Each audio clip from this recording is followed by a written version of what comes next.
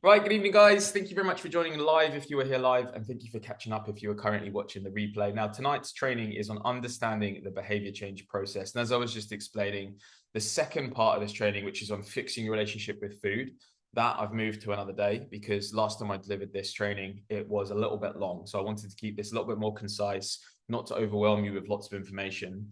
But for changing habits, I don't think it would be news to you that if we want results to be sticking long term, if we want to achieve something and for us to be able to sustain it and maintain it, we need to build new habits, which is why inside any version of the Life Proof program, whether it's this 14-day reset that you're currently on, whether it's the 6-week continuation program that will start at the end of this 14-day program, or whether it's the full one-to-one program that I offer, we will always focus first and foremost on sustainability. So what you're doing day to day cannot be unenjoyable. You have to at least somewhat enjoy it. You might not absolutely love it, at least not straight away. But if you don't enjoy it, or if you really don't like what you're doing, then you simply won't stick to it for long. I think you can agree with me on that. So number one, when it comes to changing habits, is you need to be able to at least somewhat enjoy what you're doing. Of course, some changes do have to be made, and change, as we probably have known over the last however many years we've been trying to make positive changes, change can be really, really difficult. But this cannot be a process that you're just counting down the days until we finish. How many people have been on a diet before, or have been on a program before, or have been on some sort of health kick, and all you're thinking about is the end? All you're thinking about is, I can't wait for this to finish because I just don't like it. I'm not enjoying it. You're cutting all your favorite foods out. You're doing exercise that you don't enjoy. It's just not a sustainable way to do things, because if you're just counting down the days until you finish, once you get to the end, you're simply just going to go back to old habits, and you're slowly going to end up behaving your way back to square one again. So to change long-term habits, to change long-term behaviors, the number one thing above all else is that we have to enjoy it, at least somewhat enjoy it, because over time you will learn to enjoy it more than you currently do right now. The second aspect to long-term behavior change and making sure that long-term behavior change is sustainable is to keep overwhelm at bay. We do want to scaffold things on slowly over time. You cannot overhaul your entire life because it's overwhelming and you will not stick to it. Now, of course, this is a 14-day program. It's a 2-week program. Time is very much of the essence inside this program. So things do have to be given to you a little bit more quickly than I would normally give to guys that are in the full Life Proof program. But by scaffolding things on slowly over time, it means that you keep the overwhelm at bay. You're met where you're currently at. You get the whelm just right. I don't think there's such a word as whelm, but you're not underwhelmed. If you get underwhelmed, you get bored. You think, well, I'm not seeing results. I'm not seeing much at all. I'm underwhelmed. I'm going to go and do something else. If you get overwhelmed, you feel a bit stressed and you give up because it's too stressful for you. So we want to get that whelm just right. We want to meet you where you're currently at. So by meeting you where you're currently at, we need to just have the minimum effective dose needed to get results. We don't want to absolutely kill you off in the gym. We don't want to be starving. We want to have the minimum effective dose to get the right results that you want. We don't want to overwhelm. We don't want to underwhelm. We want to get that whelm just right. So going back to the point of stress, if we overwhelm you and you get really stressed with it, not only do you give up, but you're also probably in your life right now experiencing stress from lots of different areas. And stress is probably, in my experience of the last 10 years of working in the fitness industry, stress is probably the number one reason why guys give up on their health and fitness goals. Because stress itself isn't necessarily a bad thing. Stress is there for a reason. It's there for us to manage difficult situations in life. It's essentially cortisol that's being pumped out by the body to help you to manage difficult situations. Stress itself as well will not stop you from losing weight. Stress and the cortisone hormone, it doesn't prevent you from losing weight, but stress then makes you make bad decisions. When we're stressed, what do we tend to turn to when we're stressed? We turn to food, we turn to alcohol. They're the two easiest things that we can grab when we're stressed, which in return then stops you from losing weight or from achieving your health and fitness goals. So just to really clarify that point, stress itself will not stop you from making progress, but the things that stress leads you to will.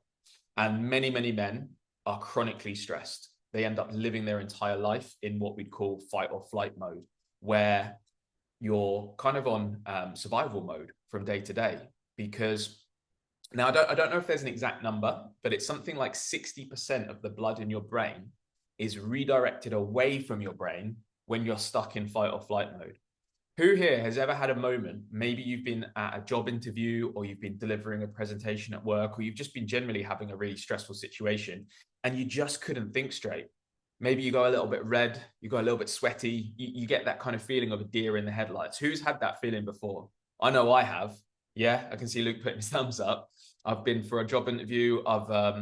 Yeah, Pete, 100%. Everyone has. We've all had that moment where we've stepped into an environment that feels completely uncomfortable. Like I say, whether it's a job interview, whether you've delivered a presentation at work, and you thought, what's happened to my brain? Like, I just can't think straight. I just want to, you're in survival mode, you're in fight or flight. And in a physiological level, the body is pumping blood out of the brain and into your extremities, your arms, your legs, because you are perceiving that threat as the same as you would perceive a lion in the jungle, because your body thinks that you need to fight that threat off. The threat is your boss. The threat is a potential employer. It's not someone that's going to eat you, but your body doesn't know the difference between the two. So you get that stress response, you enter that fight or flight mode. All the blood is directed out of your brain into your arms because your body thinks, right, we need to fight this thing off. We need to run away from it. So inside this program, we're going to teach you the difference between what is a real threat. If you see a lion in front of you, you better fucking run. Or what is actually a perceived threat.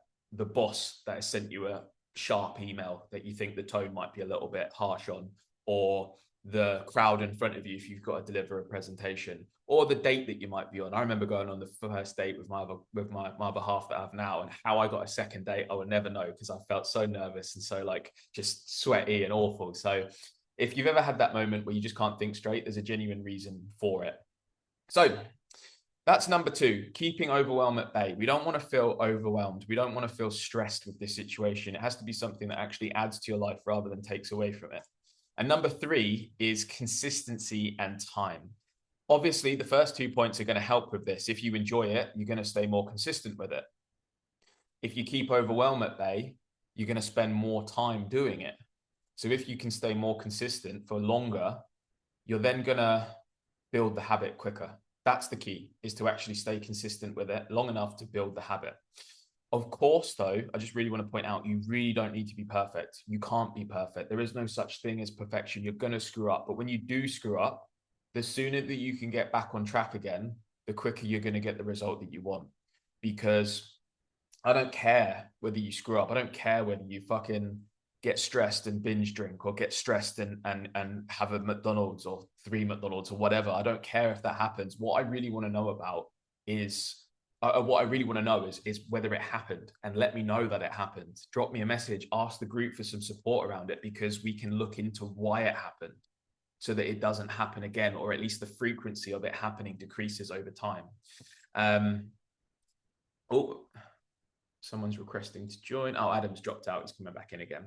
So the quicker you can get back on that wagon again, the quicker you can get back to what you were doing before, the quicker you can forgive yourself for the slip up, the quicker you will start to rewire your brain, because it's all happening up here in the brain. And the quicker what we're trying to do right now will become habit and become a part of you and become a part of your identity. That's what we're trying to do. We're trying to actually shift identity. If you've been on this journey for a long time and it hasn't worked for you just yet, you will hold the identity and the belief that it will never work for you. If you've been on this journey for a long time, it can be very easy to hold the belief deep inside you that this just isn't going to work. And if that is the case, then we have to change that. We have to change that identity, because what you believe, you will become. Sounds a little bit airy-fairy, but what you believe, you will become. Because if you believe that you're not going to do it, you won't behave in the way that someone that does it, and then you won't get the result. Whereas if you genuinely look at yourself in the mirror every fucking morning and say, this is the last time I'm starting again, this is the last time that I'm going through this, you will start to actually behave in the way that you want to, and you'll get the results that you want. And ultimately, you keep the result because you build the habit, and it becomes as easy as scrolling on your phone when you're bored. And I can tell you that because I'm a testament to that.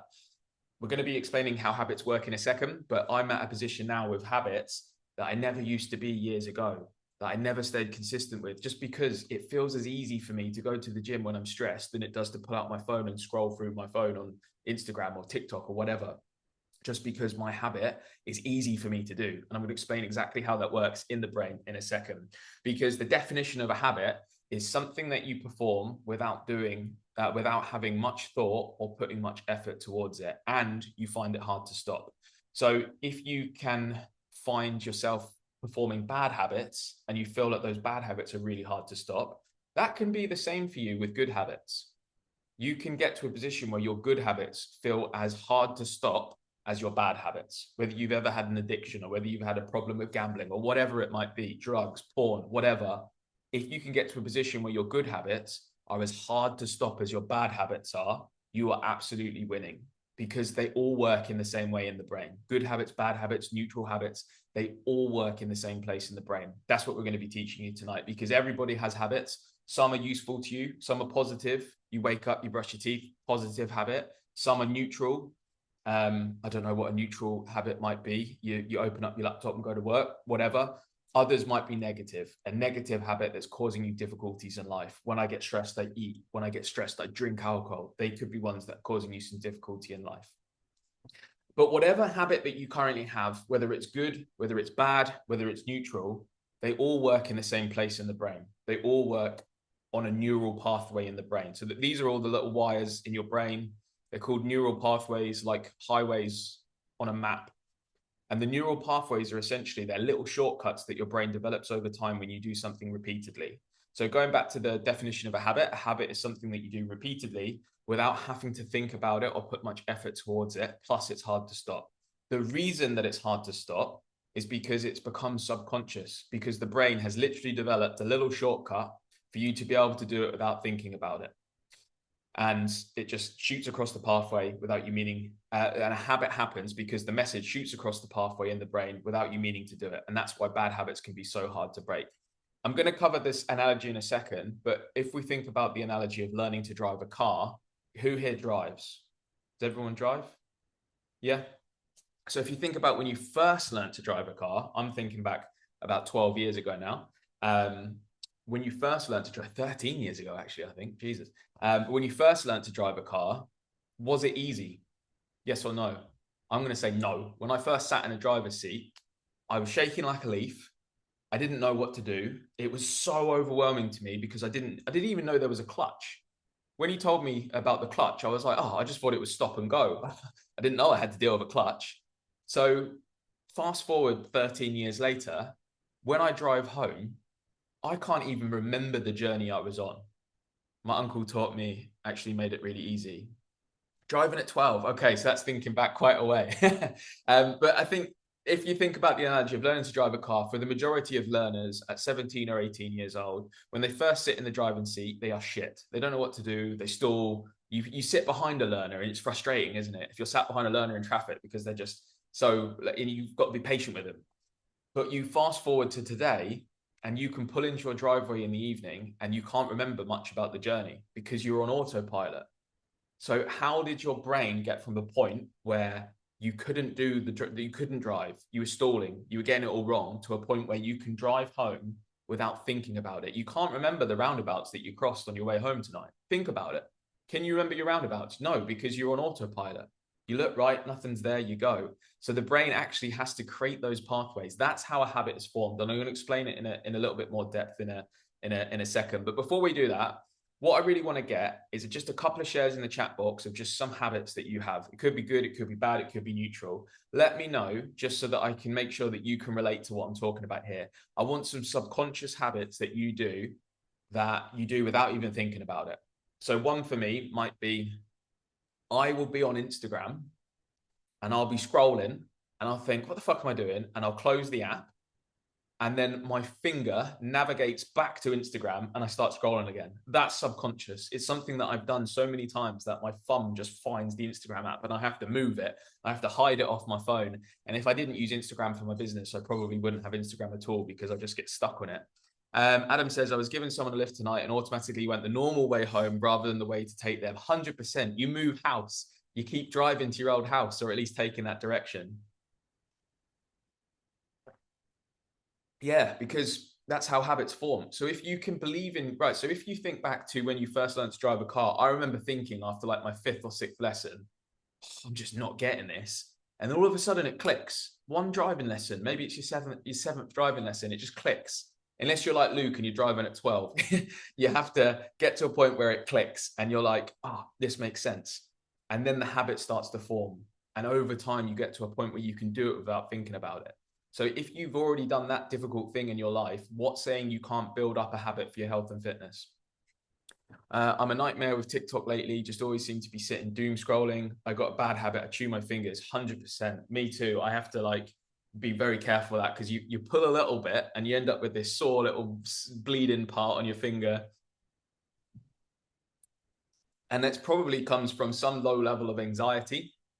Your brain becomes quite used to having stimulation. So if you're always looking at a screen or you're looking at your phone, as soon as you put your phone away, you need that stimulation. And it comes from like doing things like that, picking at your skin, picking at your cuticles, biting things, biting your nails, leg going up and down. If you're like that, it quite often is because you get so used to stimulation, you got so used to looking at screens that your body has to find another way of staying stimulated. Excuse me, I had my dinner right before I came on this course.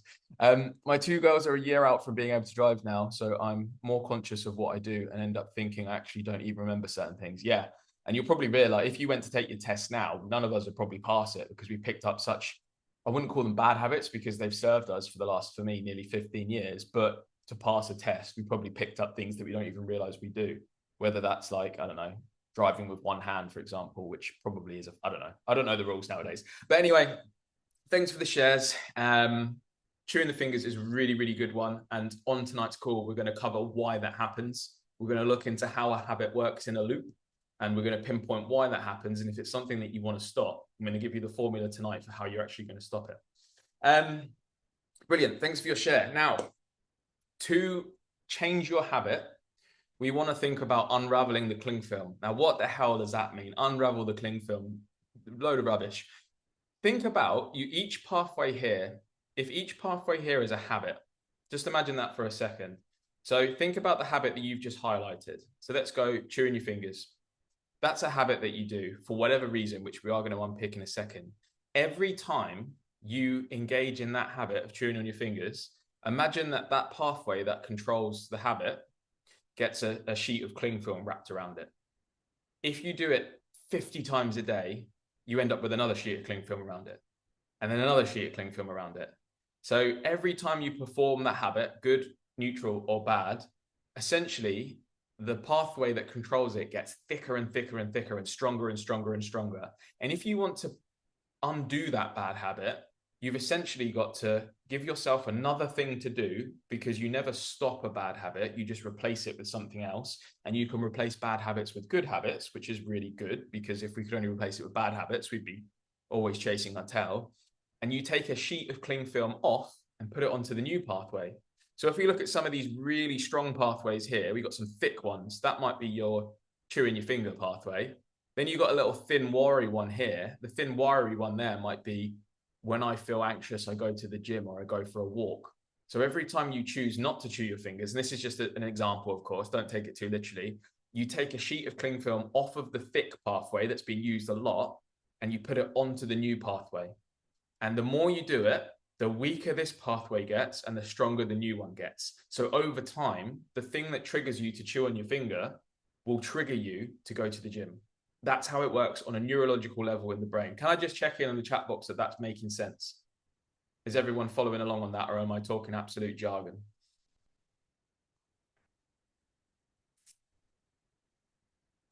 Essentially, brilliant. I'm glad that's all making sense.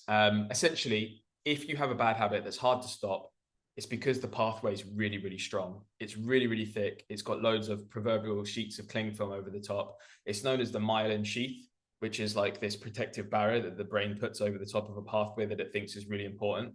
The brain doesn't know the difference between a bad habit, a good habit, or a neutral habit. It just builds habits. That's all it does. So you can use this to create your own habits and to make them actually stick in your brain. So to break a bad habit, you firstly have to decide what you're actually going to replace the bad habit with. Because as I mentioned a second ago, you don't just stop a bad habit, you replace it with something else. That's why smokers often gain weight when they quit smoking, because every habit has a cue, a routine, and a reward. So the cue for many smokers, for many people, is stress. So they feel stress. The routine is to pull out a cigarette, to light it up and to take a drag. And then the reward is that they reduce their stress. So if the cue remains, we're all going to experience stress in our lives. There are certain things we can do to remove stress, but a lot of the time stress comes from work, it comes from family, kids. You can't just give up your job and kids to remove the stress in your life. So it's probably going to remain to some level. So if the cue to you smoking is stress, you've got to find a different routine. Smoking is a pretty difficult one because it's actually an addictive, like you have withdrawal symptoms when you remove the nicotine, but you have to find a different routine. But the key point is you need to find a routine that brings you a similar reward. So for instance, let's use food as an example. So we're on a health and fitness program, a weight loss program, whatever you want to call it. Let's use food as an example.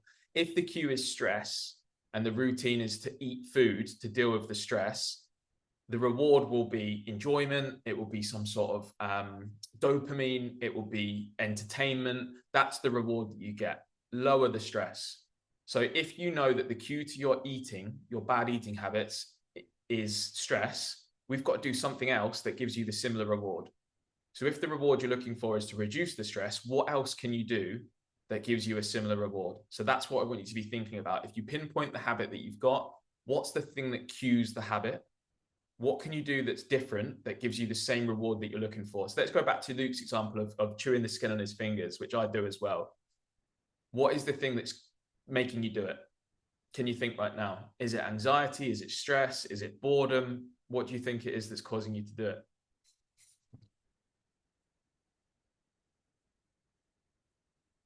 That's a pretty cool one. I'm going to guess, Luke, that you are a car guy. If you've been driving since you were 12 and you go to fixing cars when you're stressed, I'm going to guess that you're into cars.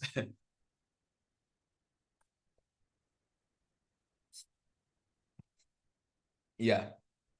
So with whether it's anxiety, boredom, yeah, boredom's a massive one. I can sometimes find myself, Pete, I know you're into your football and Adam is as well. Luke, I don't know if you are, but I'll be looking forward to a football match all week. And when it's on, if it's not a particularly exciting football match, suddenly I'm scrolling on my phone at the same time. And I think, what the hell am I doing? I was looking forward to this football match all week. Bloody watch the football match. It's become a point now. We're so used to screens and things that you end up needing two screens, or otherwise one screen's not enough. Which is something I'm trying to be aware of. Haven't quite yet figured out how to completely stop it. But yeah, so can't stand football, all cars and motorbikes. No worries, mate. I'm not into cars and motorbikes myself, so we can definitely chat about that. But we're not going to chat about that on tonight's call. Yeah, we won't go on to football tonight. Let's leave that. Let's leave that there. But yes, what was I saying? So cue, routine, reward. Just want to check in quickly. Does this all make sense so far? Before I move on to the next part, does this all make sense? Luke's giving me a thumbs up. Pete's going, yes. I'm going to say Adam is as well. I think Adam's maybe seen this the last time I did this as well. So Adam should have a decent understanding of this, but it's always good to catch up on it. So we have different cues or different triggers. Sometimes you'll see this written down as trigger, routine, reward. It can be cue, routine, reward, whatever it is. Cue, trigger, same thing. There are different cues. One cue can be time. When I wake up, I brush my teeth. Another cue, as we've just covered, is emotion. When I feel stressed, I eat food. Another could be location. When I'm in the car on the way to work, I smoke a cigarette. Or the other can be preceding action. So a preceding action, when I sit on the toilet, I scroll on Instagram or I scroll on my phone. So everything that we do, everything from wake to sleep, we do because something triggers us to do it. And the four main reasons for it to happen can generally be split down into these four areas: time, emotion, location, or preceding action. A quite strong one as well that falls probably into preceding action is friends. There are certain friends that I see. When I see them, we go for a nice walk. There are other friends that I see. When I see them, we get blackout drunk. So actually seeing that friend is the trigger for me to get into this mindset of, oh, this is what we do. We're going to go to the pub and get smashed. But there are other friends that I see that we just go for a nice walk and it's a wholesome day and I feel really good afterwards rather than with a hangover and a headache. So now that you know why habits happen and how habits actually work in the brain, how do you actually stop a bad habit? How do you start a good habit? And how do you make sure it sticks to life? So yeah, how do you know when you've stopped a bad habit for good? Because we've all gone periods of time cutting things out and thinking, I've changed. And then over time, it just creeps back in again. So how do you know that you've actually got to a point where you've stopped a bad habit for good? Mentioned I was going to talk about this analogy of learning to drive a car. Habits is like learning to drive a car. Okay. There are 4 stages, and I'm going to try and run through these because this can be a little bit monotonous speaking about the 4 stages, but there's 4 stages to changing a habit. Stage 1 is foundational, or what I call foundational anyway. I've named it that. But this is known as unconscious incompetence. Sounds a little bit derogatory to call someone unconsciously incompetent, but think back to driving a car. Think back to when you first learned to drive a car. You were unconsciously incompetent. So you didn't know what you didn't know. So for me, I didn't even know that a car had a clutch. I didn't know what a clutch did. I sat down and I thought it was just stop and go. So when he said there's a third pedal, I was like, I don't even know what this pedal does. So I was unconsciously incompetent. I couldn't drive and I didn't even know why I couldn't drive. Okay. Stage 1. Stage 2 is actually more difficult than stage 1. So stage 2 is now where you're what I call the exploration stage. You're trying to explore what's wrong. This is where you're consciously incompetent. So now I knew what the clutch did. I knew that I had to find the bite point, but every time I lifted my foot off the clutch, I stalled. More frustrating than stage 1 because now I know what I need to do, but I can't do it. I'm consciously aware of all the things that I'm doing wrong, but I can't stop doing it. So stage 2 is exploration where you can't stop doing the wrong things. Can anybody think of a scenario in your life right now that there's something that you want to stop doing, but you feel like you can't stop doing it? I can think of 10 straight away. So for me, pulling out my phone and scrolling when I'm stressed, or every time work gets to a point where it feels uncomfortable, I will then open up my FPL tab or open up something else, YouTube. And there are so many things that you feel like you're consciously incompetent with. So when you're learning to drive, this is where you know that there's a bite point, you can't find it, you keep stalling, very frustrating. Stage 3 is where you need to spend 75% of your time during this behavior change process, because stage 3 is the integration stage. This is where you are consciously competent. You're having to think about doing the right things. It's not yet a habit, but you're doing it. You're able to do it. You have to put effort towards it. It goes against the grain. It goes against what you naturally want to do, but you're doing it. So you feel the stress, you pull your phone out, and then you think, no, I know what I'm doing here. I'm just trying to entertain myself because I'm bored, stressed, whatever. So you put your phone away and you go for a walk instead. That's stage 3. You haven't quite yet rewired your brain to do the walk naturally, but you're doing it, which is fantastic. The longer that you can stay here, the more consistently you can stay here, the quicker you rewire your brain, the quicker you take those sheets of cling film off of the old neural pathway and put them onto the new neural pathway. So the old one withers and dies and the new one gets stronger and stronger. So you just do it without thinking about doing it. You think back to who you used to be, and now you're at automatic. You're at the automatic stage where you are unconsciously competent. So instead of being unconsciously incompetent, you're unconsciously competent. Now, when you get stressed, you go, oh, time for a walk. Off you go. Don't think about it. Nothing. There was no willpower used, no motivation needed. This is why people say you need more willpower, you need more discipline, you need more motivation. Absolute bollocks. Absolute bollocks. Willpower, discipline, motivation are the most overrated things to rely on to get stuff done, because we don't naturally feel motivated, disciplined, and have a high level of willpower. You have to rely on habits. And this is why what we do inside this program is very, very different to what you will see in other areas of the fitness industry, because I don't just tell you what to do, I tell you why to do it and how to do it for the long term, and how you actually know that you're at a position where you'll keep doing it for the rest of your life.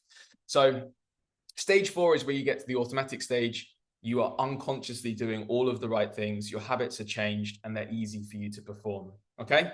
So this is the point that we want you to get to, where it feels as easy to go to the gym, to eat the meal that you know you should be eating, as it does to pull out your phone and scroll through Instagram, or to light a cigarette, or to open up a bottle of beer, or whatever it is that you actually want to stop right now.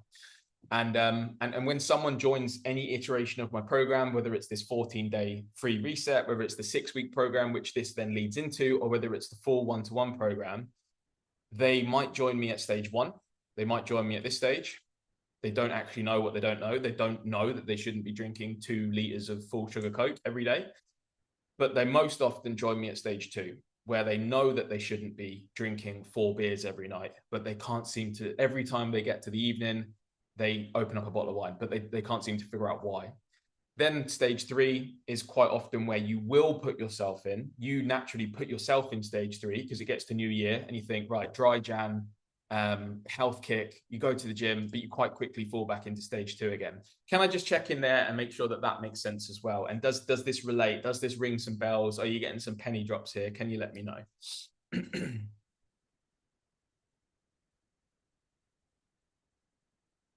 And honestly, if I've lost you, or if because we've just coming up to the 40-minute mark and the football's kicking off in 20 minutes, if I've lost you, please tell me that I've lost you. I don't want you to just kind of say it for the sake of it.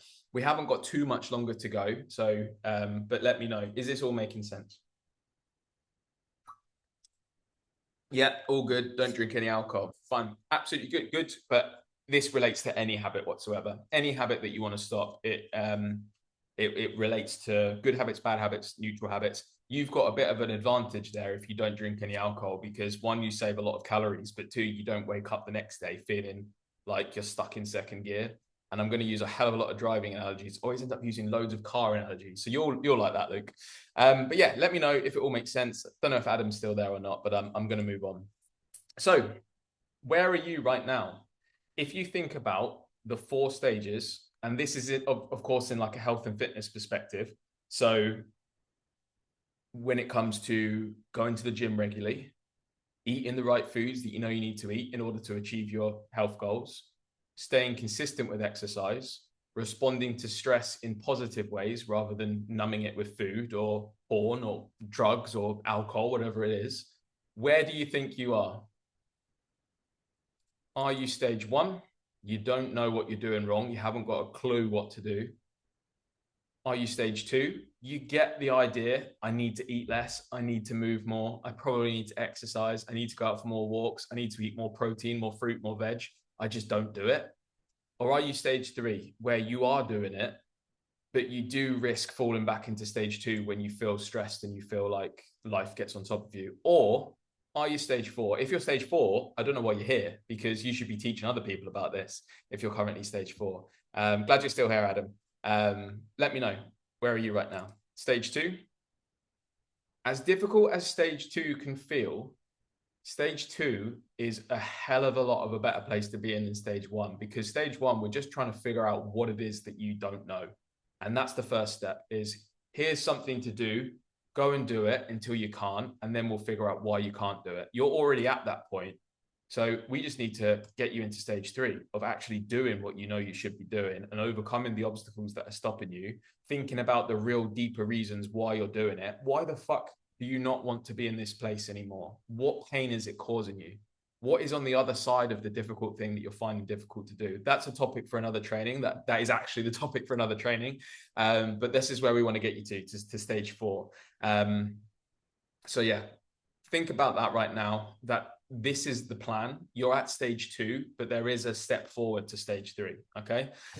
Before we round up, I just want to give you a little setup checklist. So these are the things that we need to make sure that we're up to speed. Welcome video watched. That's the one that was on YouTube, but I've also uploaded it to the school platform as well. The PT and school app accessed. Do you have access to both the PT Distinction app and the school app? You might see it in your phone as TCS Fitness. I think they're the same app. PT Distinction and TCS Fitness, they're the same. But the school app is where all the trainings, the schedule for the trainings are all uploaded. And then finally, this is the one that I reckon most people haven't got done, because unless you watched the whole video and like absorbed it all, you might have not got to the calories bit. Let me know where you're at, everyone. Adam, I know you're probably sorted just because this isn't Adam's first rodeo.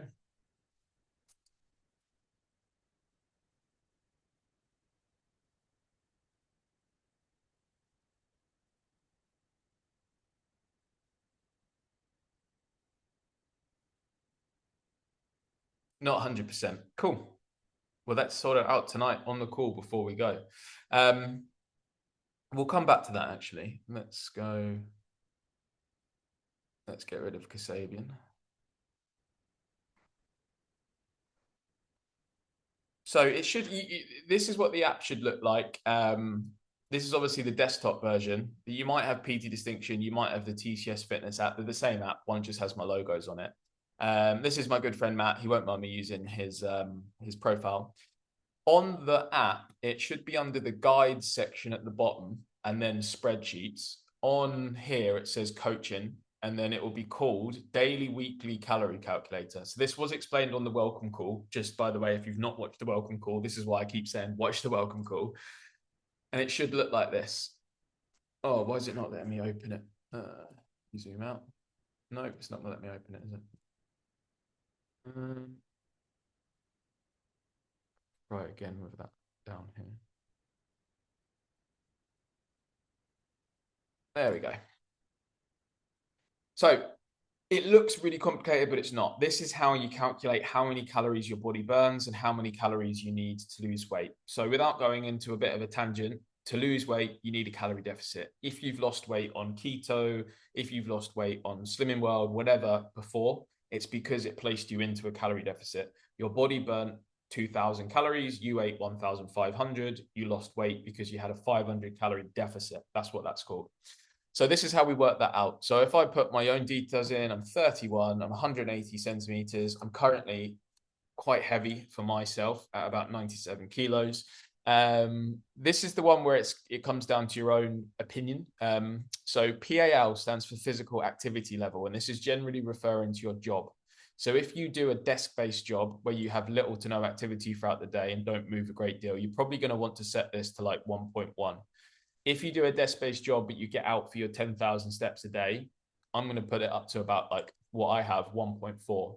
If you work on a building site and you're lugging around bricks and up and down ladders all day and doing 20,000 steps every day, you're probably going to put it down to the bottom at 2.2. Okay. It does take a little bit of trial and error with it, but just use your best intuition. Then you're going to put your training days. So if you're doing exercise, you're going to be putting down how many days you're in the gym. So if I'm going in the gym 6 days a week, I'm going to guess that I'm training burning about 200 calories per session. Again, this doesn't need to be accurate. Like, it doesn't need to be spot on. It just wants to give you a rough idea.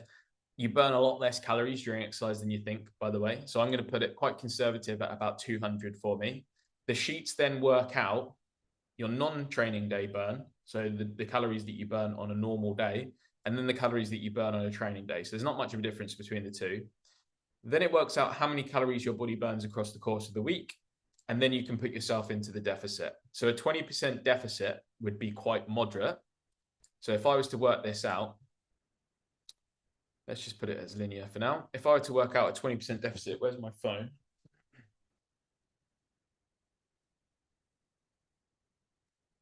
So we've got just under 20,000, 19,775. I need to work out 20% of that is 3,955. So that would be just over a pound lost in a week in terms of actual body fat, because there's 3,500 calories contained in a pound. If you wanted to lose quicker than that, you're going to have to put yourself into a bigger deficit. And then you'd take the calories that you get here, you'd track them on MyFitnessPal, you'd weigh your foods, not something that you have to do forever, but it's something that you do to achieve the goal. And then you build up really good habits with your food along the way so that you don't need to track further down the line. That's, in my opinion, the best way to do it, the most accurate way to do it, the quickest way to do it as well. Does that make sense? Obviously, this is something that you're going to have to build up as a habit over time. If you've never tracked calories before, it will be an adjustment to actually like learning how to weigh foods and track them on MyFitnessPal and stuff like that.